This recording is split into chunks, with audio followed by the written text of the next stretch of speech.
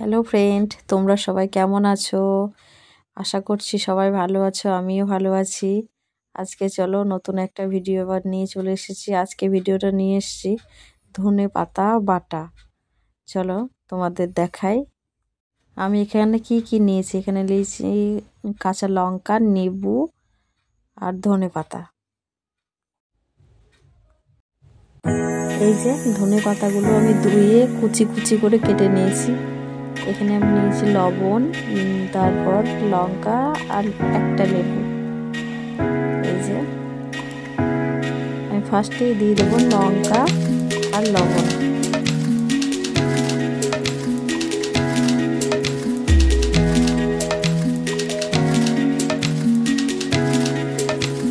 লঙ্কা আর লবণ নিয়েছি, আর কিছু নিয়ে নিই। এবার এর মধ্যে একটুখানি জল দিয়ে দেবো।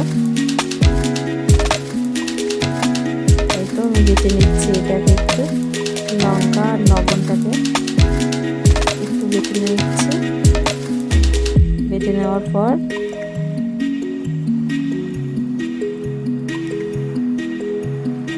এটা বেটে নেবো। তারপর এর মধ্যে একটু ধনে পাতা দিয়ে বেটে নেবো। এবারে একটু ধনে পাতা দিয়ে তারপর একটু বেটে নেবো। একটু একটু করে দেবো ধনে পাতাটা।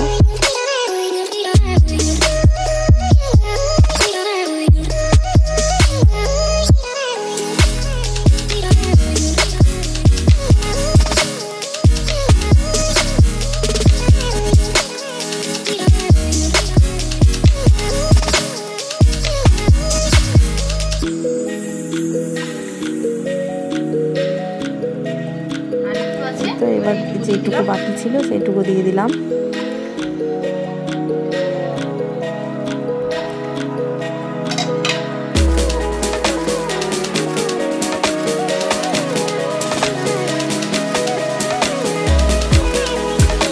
এইটুকু আমি এবার বেটে নিচ্ছি।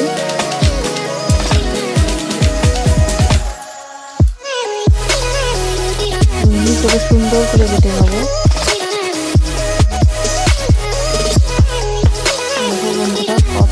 ধনে পাতা কইটুকু হয়ে গেল বাটার পর।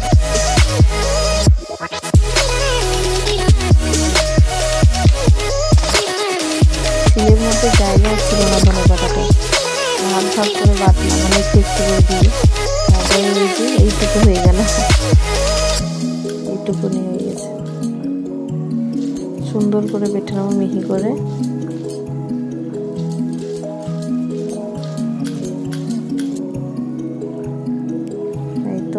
বাটা হয়ে গেছে আমার।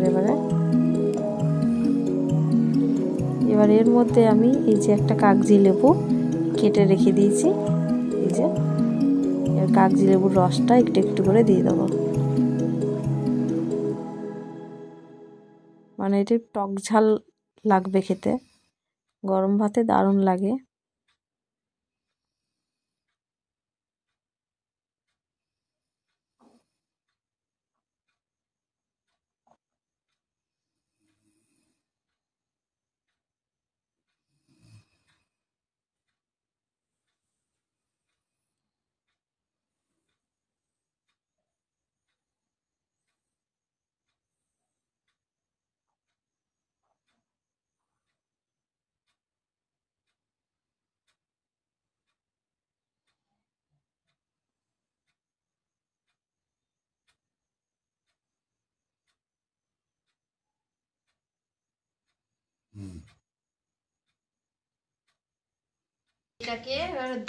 প্লেটটাকে ধুয়ে এর মধ্যেই আমি তুলে দেবো।